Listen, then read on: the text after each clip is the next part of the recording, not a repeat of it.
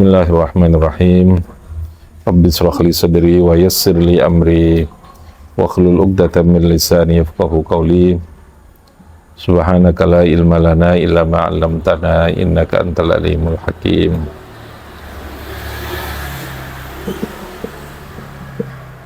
Qala al-musannifu rahimahullahu ta'ala wa nafa'ana bihi wa bi'ulumihi fid dharain amin.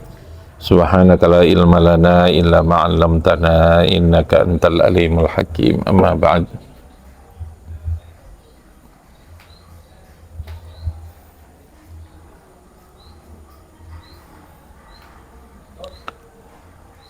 Jadi karena posisi orang tua yang begitu strategis, yang begitu penting gitu,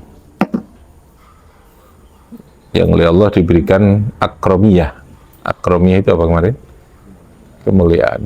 Jadi keistimewaan yang sangat khusus ya, privilege.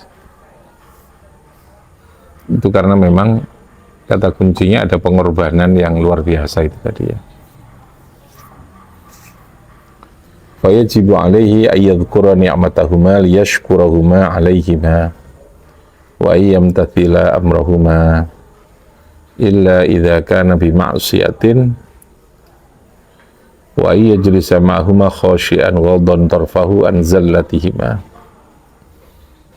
wa alla yu'dhiyahuma walau bi qawli uffin wa alla yutila jidalahuma wa alla yamshi amamahuma illa fi khidmatihima wa yajibu maka wajib alaihi ing atase insan wajibu moko wajib alaihi ing atase insan apa ayadhkura yen to mengingat sapa insan senantiasa mengingat ngiling-ngiling nikmatahuma ing nikmatnya walidain kedua orang tua, nikmatahuma ing nikmate wong tua loro,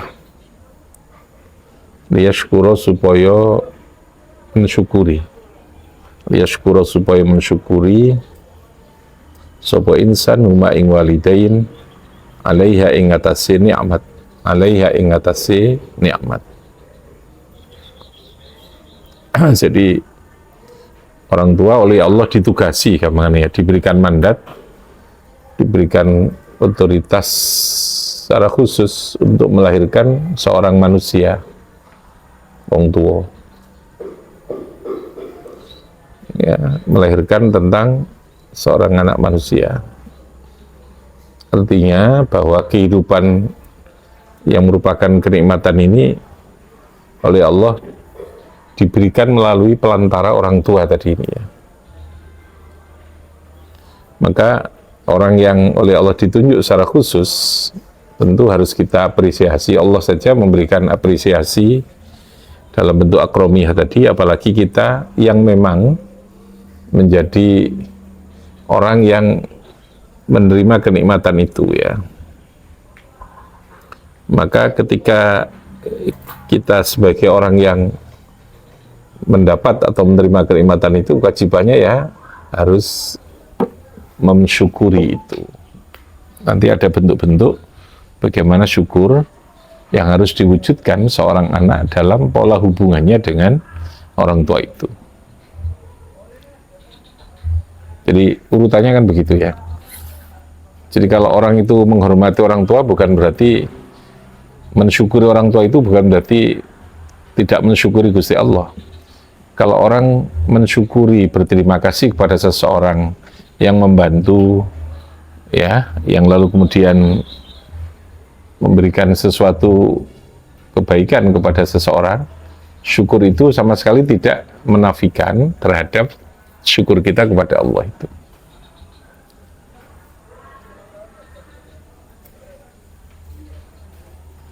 Jadi kalau diurut secara kita itu begini kan, Allah itu sumber utama atau pokok dari seluruh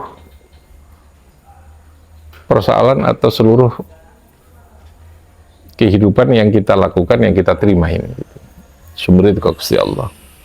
Tetapi Allah zat yang maha puncak, yang maha sumber utama untuk memberikan segalanya kehidupan ini, dalam memberikan itu Allah itu menunjuk gitu ya. menunjuk atau memberikan otoritas, kalau saya mengatakan mendelegasikan kepada orang-orang tertentu atau makhluk-makhluk tertentu sesuai dengan bidangnya gitu. Kalau untuk urusan ilmu, Allah menunjuk kepada orang yang disebut dengan seorang guru, seorang kiai. Tapi sumber ilmu dari mana? Dari mana? Pokoknya dari Gusti Allah. Karena tetap untuk memberikan itu, meskipun Allah sekali lagi punya kuasa, ya, sangat maha kuasa untuk memberikan langsung, tapi itu Allah tidak memilih itu, gitu ya. Allah memilih dengan cara penugasan, gitu. Karena proses penugasan itulah yang lalu kemudian juga menjadi bagian dari sistem penilaian terhadap sebuah tanggung jawab yang nanti akan punya akibat pahala dan dosa itu. Jadi kalau ilmu Allah zat yang ma'alimun gitu ya, ilmu Gusti Allah lalu kemudian didelegasikan kepada seorang guru, seorang kiai, seorang ahli, ya, seorang pakar, seorang dosen, macam-macam lah namanya. Paham ya? Nah, ahli ini yang lalu kemudian memberikan ilmu itu kepada yang lain. Menyampaikan lagi, membentuk lagi orang. Nah, tentu kita harus bersyukur secara berjenjang. Artinya ada syukur yang secara utuh kita kepada Allah, dengan keyakinan sumber utamanya adalah Allah. Yang lalu kita juga harus bersyukur kepada orang yang, kalau dalam bahasa kita kan bersyukur kepada orang itu berterima kasih, ya, namanya bersyukur kepada orang yang oleh Allah ditugasi untuk itu, yang dalam bahasa Fatihah itu an'amta alaihim siratal ladzina an'amta alaihim, mereka yang oleh Allah diberikan jalan yang lurus, yang mereka itu adalah orang yang diberi nikmat oleh Gusti Allah itu. Jadi ya sama dengan Allah menunjuk Ka'bah. Ka'bah itu Allah ditunjuk, diberikan kemuliaan secara khusus, yang menunjuk Gusti Allah. Kalau kita lalu kemudian memuliakan Ka'bah, dan itu perintah Gusti Allah, muliakan itu Ka'bah. Satu, karena itu perintah Gusti Allah. Yang kedua, karena memang di situ Allah menunjuk. Paham ya? Allah menunjuk. Jadi jangan dilupakan, berarti kita mensukutukan Allah dong. Yang kita sembah atau yang kita muliakan itu kok Ka'bah. Bukan. Paham ya? Logikanya. Karena kita memuliakan Ka'bah itu ya atas perintah Allah. Yang kedua, karena Ka'bah itu memang ditunjuk Allah punya kemuliaan yang kita harus memuliakan. Paham ya? Yang kita harus apa? Memuliakan. Sama dengan seorang ibu, seorang ayah. Dia oleh Allah ditunjuk untuk menjadi sebab lahirnya seorang anak manusia. Maka anak yang lalu menjadi hidup karena pelantara orang tua yang ditunjuk Allah ini, dia harus juga mensyukuri, menghormati, memperlakukan orang tua berbeda dengan ketika dia memperlakukan kepada selain orang tua. Ada caranya, ada panduannya, gitu ya. Karena oleh Allah, orang tua itulah yang, bahasa saya, ditugasi, diberi mandat untuk melahirkan seorang anak manusia itu. Ya, ya seharusnya sudah, gitu ya. Allah zat yang memberi mandat, kita harus bersyukur secara utuh pada Gusti Allah, paham ya? Lalu orang yang oleh Allah diberikan mandat untuk mewujudkan apa yang dikersakkan Gusti Allah, kita juga harus menghormati atau mensyukuri. Logikanya seperti itu. Karena sekali lagi Allah memilih untuk mewujudkan atau memberikan kenikmatan, memberikan sesuatu itu melalui proses sebab. Sebab itulah yang lalu kemudian menjadi pelantara tadi ini ya, menjadi pelantara itu. Ya, logika yang kita bangun harus seperti itu. Bahwa kita membaca orang tua itu, ini oleh Allah diberi mandat khusus untuk melahirkan saya, gitu. Yang dipilih oleh Gusti Allah. Akan gitu dah. Kita harus menghormat kepada orang tua itu. Nah, itu senantiasa kita memahami, mengingat dengan cara seperti itu. Yang kedua, wa ayyam tasila amrohuma, seorang anak manusia itu kudu imtisal, patuh terhadap apa yang diperintahkan oleh orang tua itu. Kecuali illa idza kana bi ma'siyatin. Kecuali perintah itu berupa maksiat, maka harus dihindari, tentu tidak boleh diikuti kalau itu maksiat. Ini bukan berarti lalu tidak mengikutinya menyakiti, itu juga tidak boleh.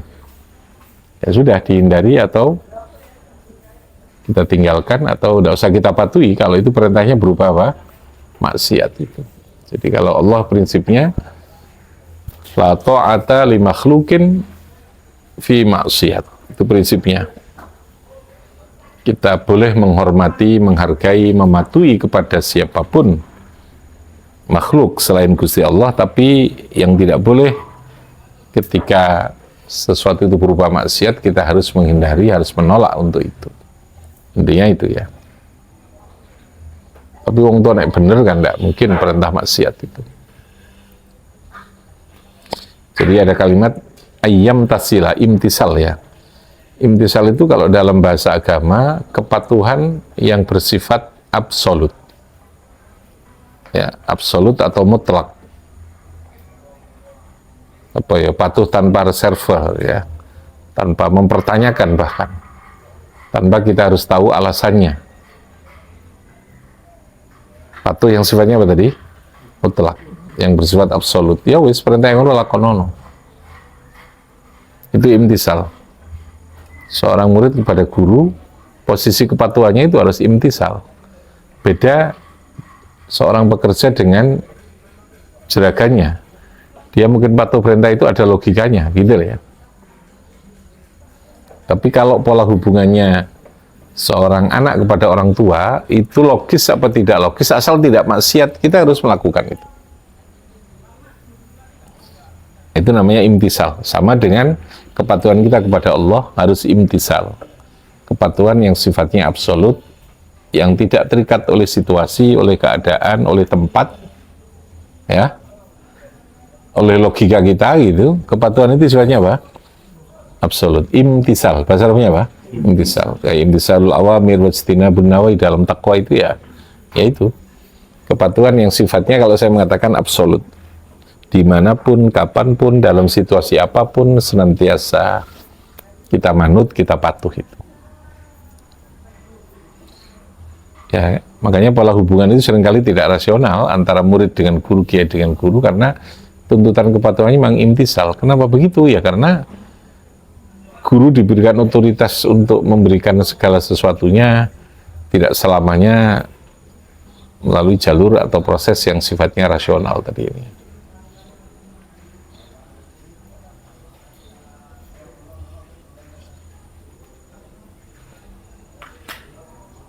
Oke, silakan. Ada yang mau ditanya? Nah. Mohon maaf untuk apakah orang tua yang MBA, married by accident, itu tidak mendapatkan kemuliaan yang sama dengan orang tua? Jadi begini, ada dua hal dalam fikih ya. Satu, kita urut secara fikih dulu. Jadi orang tua adalah man waladaka. Seorang bayi itu kepada orang tua, ketika kepada ibu, itu baik itu lahir dengan cara yang dibenarkan oleh syariat atau dengan cara yang melanggar syariat, artinya anak yang lahir dari zina, maka tetap kalau dengan ibu itu punya tingkat kepatuhan yang sama. Dalam arti punya hubungan baik secara fikih maupun secara secara adab akromiyah tadi itu tetap punya hak, punya hubungan yang sama. Dalam hal pola hubungan ya. Tetapi kalau secara fikih dengan orang tua laki ya, dengan laki-laki yang lalu menjadi ayahnya, tapi dulu dia melakukan bentuk pelanggaran dalam bentuk zina, lalu kemudian sampai lahir anak itu, maka kalau secara fikih dilihat ada hubungan nasab, ada hubungan di luar nasab itu. Kalau nasab itu urusannya fikih, hukum, hubungan hukum ya. Ukurannya adalah bila anak itu lahir sebelum 6 bulan dari akad perkawinan, maka anak itu dikategorikan anak yang di luar perkawinan yang sah, anak zina. Otomatis tidak punya hubungan nasab kepada orang tua laki-lakinya, orang tua biologis laki-lakinya itu. Karena tidak punya hubungan nasab, maka dia tidak punya hubungan hukum sama sekali. Tidak punya hak waris, tidak punya hak perwalian. Paham ya? tidak punya hubungan kemahraman, ukurannya adalah 6 bulan. Karena batas minimal dalam fikih itu, kelahiran seorang bayi itu adalah 6 bulan. Bayi itu dinyatakan bayi bisa hidup, lahir itu berapa? 6 bulan. Tetapi kalau dari akad sampai kelahiran, itu melebihi dari 6 bulan, maka bayi itu tetap secara fikih punya hubungan nasab kepada laki-laki tadi. Itu meskipun jelas-jelas dia hamil terlebih dahulu sebelum terjadinya akad itu. Jadi umpamanya dia hamil 2 bulan, ya. Setelah hamil itu lalu dilakukan akad antara laki dengan perempuan itu. Ya udah, akadnya sah. Lalu bayi itu 7 bulan berikutnya lahir, karena masih 2 bulan ya, maka bayi itu tetap punya hubungan nasab kepada laki-laki secara fikih. Ya, ukurannya berapa tadi? 6 bulan. Karena fikih itu harus ada kepastian. Jadi bukan tes DNA. Paham ya? Tes DNA itu pola hubungan biologis. Meskipun tes DNA itu jelas-jelas, meskipun belum 6 bulan ya umpamanya, 9 bulan dia lahir tes DNA betul-betul, ya memang anaknya ya pastilah dia punya hubungan itu. Tapi secara fikih dia tidak dianggap. Ya, karena sekali lagi fikih itu berdasarkan pada kepastian, dan itu tentu sumbernya adalah, dalilnya adalah syariat itu. Berapa bulan tadi? 6 bulan. Akad secara sah, bukan akad negara ya, akad sirri pun juga sah ya. Akad secara agama itu. Nah terus bagaimana terkait dengan hubungan non fikihnya tadi itu? Sama ya sesungguhnya, terutama yang punya hubungan nasab tadi itu ya harus dengan penghormatan, penghargaan itu. Kalau memang jelas-jelas dia tahu iki hanya bapak gitu ya. Tapi kalau bukan hubungan tadi, lalu tidak nyambung menjadi hubungan bapak ya tentu beda kan gitu ya. Artinya saat durunge setelah tahu hamil, kemudian laki-lakinya tidak mengawini perempuan itu, tapi dengan jelas itu adalah anak isi A ya toh, maka tentu ya secara fikih maupun dari segi itu tidak ada hubungan nasab sama sekali. Tidak ada hubungan apa? Nasab maupun akromiyah tadi itu ya, akromiyah itu. Mengrubitnya ada di situ. Berapa bulan tadi? 6 bulan untuk ukuran fikihnya itu. Ya sama dengan kasus khunsa ya. Khunsa itu bayi yang dilahirkan dengan 2 alat kelamin. Namanya apa?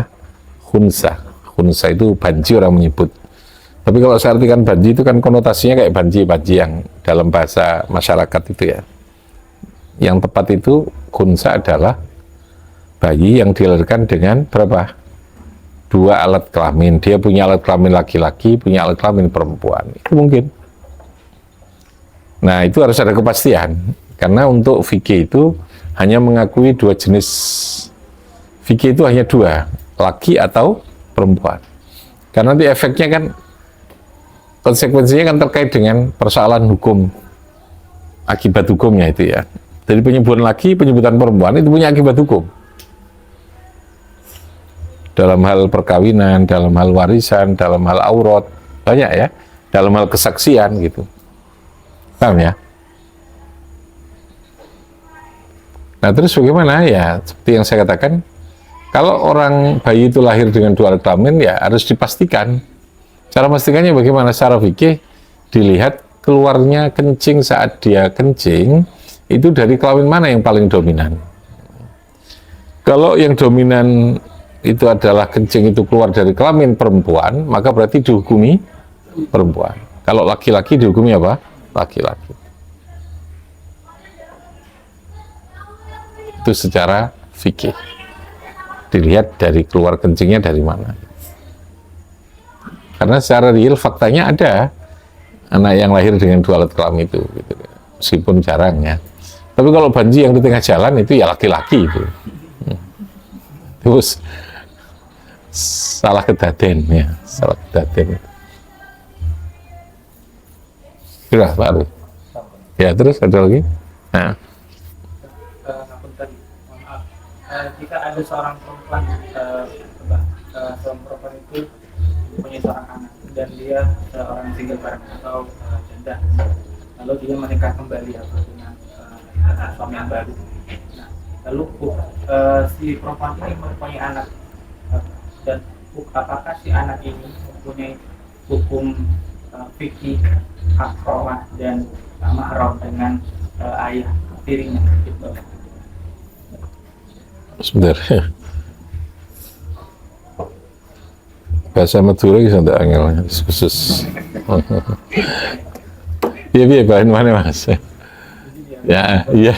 Jika ada seorang perempuan yang mempunyai seorang anak dan dia janda, lalu dia menikah kembali dengan seorang laki-laki baru, nah anak apakah si anak ini dan ayah tirinya itu mempunyai hukum fikih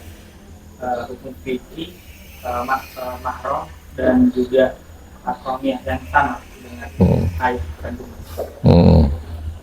Bapak tiri ya, bapak tirinya. Jadi tentu beda dari segi pola akromiyah tadi ya, pola penghormatan atau dalam arti pola kalau menghormati syarat kemanusiaan ya, dia kan akhirnya juga membimbing itu ya. Tapi dalam hal kemahraman itu tentu ada hubungan karena terjadi hubungan musyawarah perkawinan dengan ibunya, tapi terbatas. Ya. Sifatnya apa? Terbatas tadi. Jadi kalau dalam fikih terjadinya musyawarah itu istilahnya terjadinya hubungan baru karena adanya perkawinan. Itu namanya musyawarah. Jadi si A kawin dengan si B ya, A laki-laki kawin dengan B perempuan. Maka perkawinan antara A dan B itu akan mengakibatkan perubahan pola hubungan A dengan keluarga-keluarganya B, adik-adiknya dengan orang tuanya, gitu ya. B juga begitu, akan terjadi pola hubungan kemahraman yang berbeda, yang berubah dengan keluarganya si A itu tadi. Nah, itu tergantung pada struktur hubungan keluarga itu dengan si A, dengan si B-nya itu. Ya. Tergantung pola hubungannya. Kalau dalam kasus sampean tadi itu ayah tiri, maka pola hubungannya yang terjadi adalah pola hubungan mahram yang bersifat pilihan. Kalau ayah tiri itu sudah ngumpuli secara fikih ya, kalau dia sudah berhubungan badan dengan ibunya, dengan ibunya anak perempuan tadi ini, ya. Kalau dia perempuan ya, ini saya beri perempuan, maka otomatis ibunya yang sudah digauli ini oleh laki-laki ini tidak boleh mengawini kepada anaknya.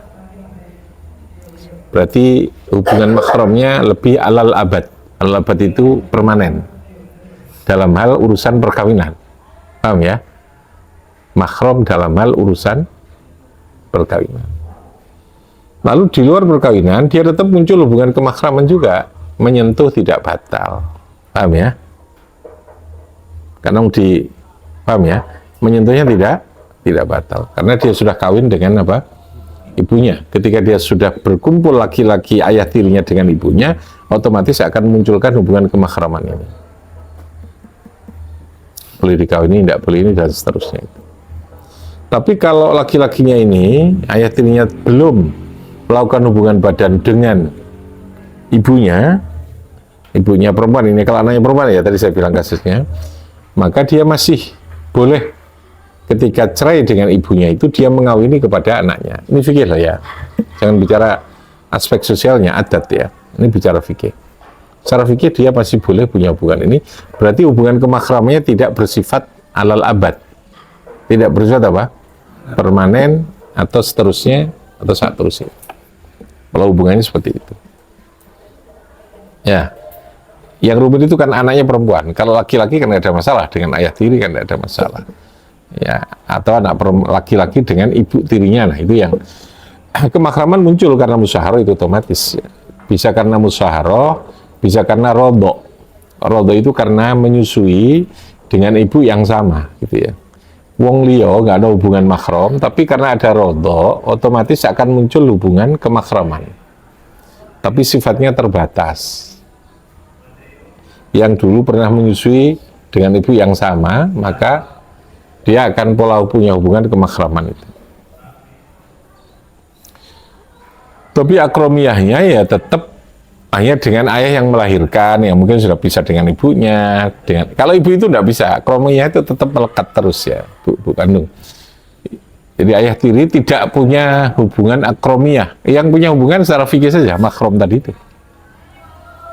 Artinya kesaktiannya kalau akromiyah diartikan ya.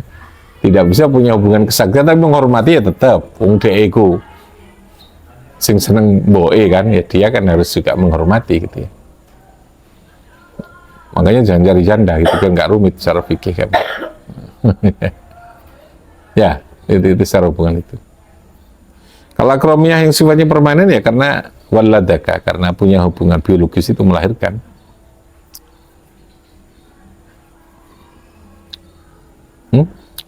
Apa? Iya, Pak.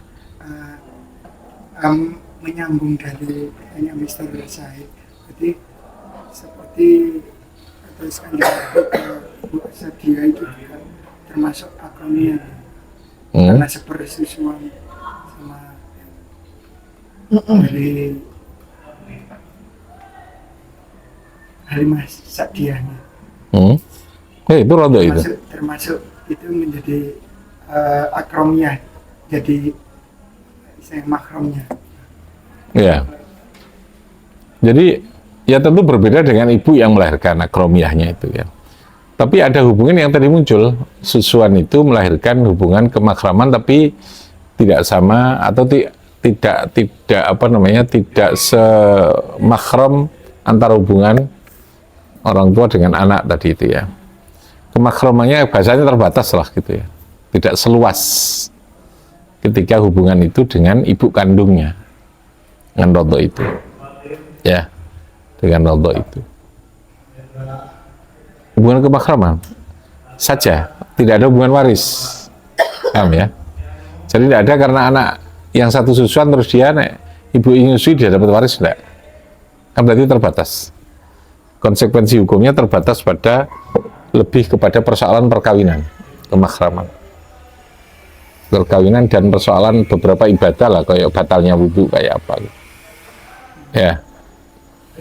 Tapi dalam hubungan waris dia tidak. Makanya saya katakan saudara rodo itu memunculkan hubungan mahram tapi terbatas, paham ya? Beda dengan hubungan yang dibangun ya antara saudara, apa namanya, hubungan karena melahirkan tadi itu, ibu kandung kemana gitu.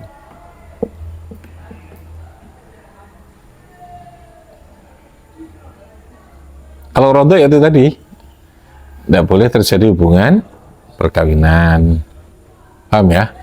Lalu tidak membatalkan dari segi pola hubungan masalah wudhu ya, masalah wudhu atau masalah sesuci itu. Tapi dalam warisan dia tidak ada, dalam kewalian tidak ada. Makanya saya katakan rodo hanya melahirkan pola hubungan kemakraman yang terbatas dalam bidang-bidang tertentu. Tapi kalau hubungan seorang anak dengan ibu kandung, dengan ayah kandung, itu dia punya hubungan otomatis kemakraman yang utuh, yang luas. Pola hubungan musyaharah juga begitu, punya hubungan yang agak lebih luas lagi. Jadi beda, gitu lah ya. Pola hubungan yang muncul atau akibat hukum dari tiga tadi ini itu terbatas. Yang sama itu dalam hal perkawinan saja. Rodo tidak boleh perkawinan, gitu. Musyawarah tidak boleh adanya perkawinan. Kalau dia sudah kawin dengan saudara kakaknya, tidak boleh kawin dengan adiknya, kan begitu toh? Bukan masalah. Ya. Kenapa? Termasuk kategori anak mengambil dari jangan panti asuhan seperti itu. Nah, anak itu termasuk terbatas itu ya.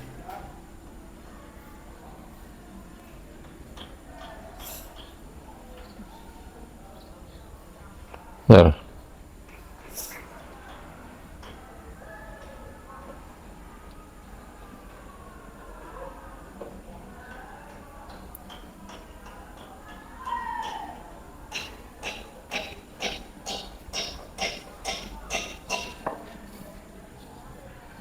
Bibi, kalau Kadang orang tua belum dikaruniai seorang anak, akhirnya mengambil dari panti asuhan. Adopsi. Adopsi. Adopsi itu hanya dalam batas negara loh ya. Dia tidak punya konsekuensi dalam batas hukum agama. Makanya agak rumit adopsi itu. Ya makanya yang diadopsi nek iso jek ono hubungan mahram. Jangan ajnabiyah. Kalau ajnabiyah itu nanti rumitnya pada pola hubungan kemakhramannya, kalau tidak ada kan repot. Paham ya? Statusnya tetap orang lain adopsi itu secara fikih. Jadi adopsi itu tidak merubah hubungan kemakhraman. Ayah yang adopsi itu masih boleh mengawini anak yang diadopsi secara fikih. Anak zina saja bisa kok dikawini oleh ayah zinanya, ayah kandung padahal ayah apa, ayah biologis ya. Secara fikih itu boleh. Yang tadi ya, ketika anak hasil zina lahir kurang dari 6 bulan, itu namanya secara fikih anak apa? Anak zina atau anak di luar perkawinan sah. Maka ayah biologisnya yang jelas-jelas mengambil ibunya itu dia bisa kawin dengan itu secara fikih karena dia bukan mahramnya. Ya. Karena fikih harus tegas begitu. Secara fikih loh ya. Secara adat itu ya. Makanya adopsi itu tidak merubah pola hubungan apa? Kemakhraman itu. Dia hanya hubungan negara.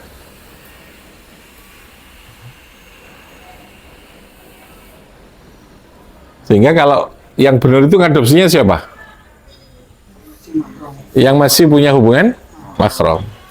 Anaknya dulur, ponaan kan ya? Ya, anak dulur kan ponaan. Itu mahram itu, tidak apa-apa itu.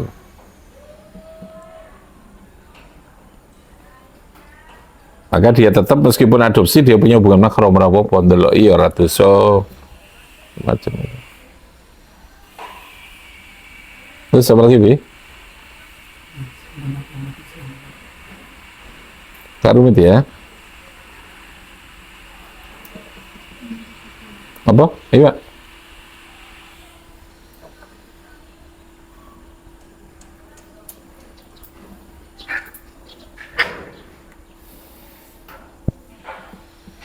Halo. Bisa untuk upload nanti omong-omong. Artinya masalah-masalah yang, tapi fikihnya memang seperti itu.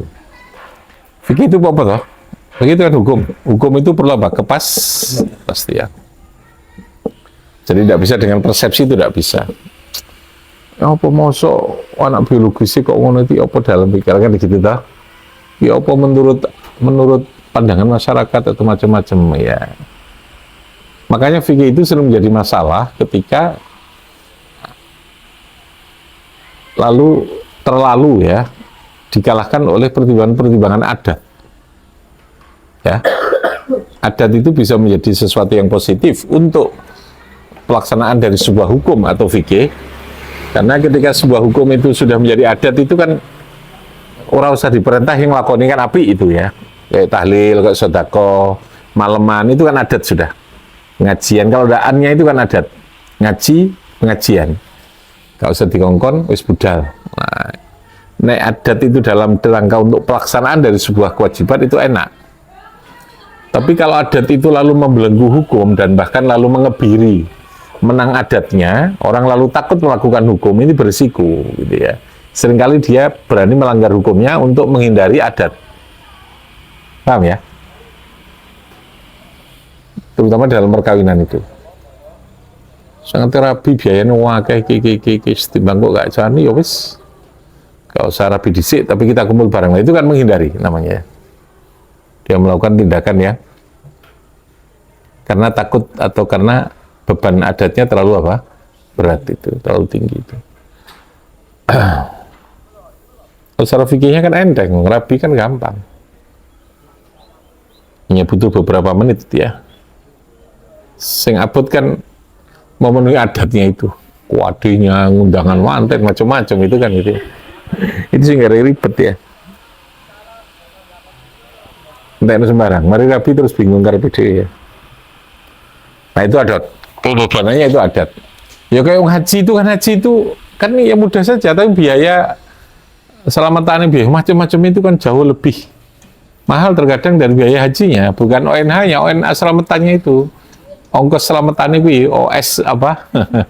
L-nya itu, ongkos selamatan itu saya ngaput. Mana Madura itu? Denganmu itu ya. 40 dino itu teko kabeh sak kecamatan.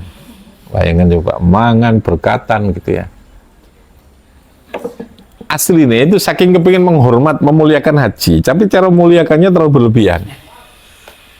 Muliakno berlebihan itu juga jadi masalah. Tapi nek wong Jombang kan gak, orang petek ngereken wong haji, kuwi yo gak yo masalah pisan gitu loh ya. Wong Jombang kan wong haji biasa gitu kan. Paling teko dino lebih. Aku diwono ngalahi jumlah hari hajinya. Bisa bulan-bulan aku cek disambangnya ziarah haji, padahal petang bulan cek ziarah haji ya. Orang nyambut gawe. Saking mulia haji ini berlebihan, adat itu. Jombang itu adatnya jelek, terlalu minimalis lah gitu ya. Gak patek ngereken itu juga api, karena di menghormati itu akan muncul dorongan untuk haji kan, gitu lah ya. Gak ngereken pas kan orang merasa tidak ada aku banggaan atau apa kan, ya gak terdorong gitu kan. Jadi ono sing kebablasan, ono sing ya padha kebablasan nih. Sing iki tadi dalam batas yang sangat minimalis, sing iki dalam batas yang sangat luar biasa ya. Luar biasa ya. Nemen gitu ya. Ya, sing menurut ya wajar-wajar wae gitu. Oke, nah itu adat. Makanya sekali lagi fikih itu perlu kepastian bahwa lalu kemudian ada adat yang mengikuti ya, tapi jangan keluar dari prinsip hukum fikihnya itu dulu. Ya. Oke, Rabbi fanfa'na bi barakatihim wa dinal husna. في طريقتهم ومعافاتهم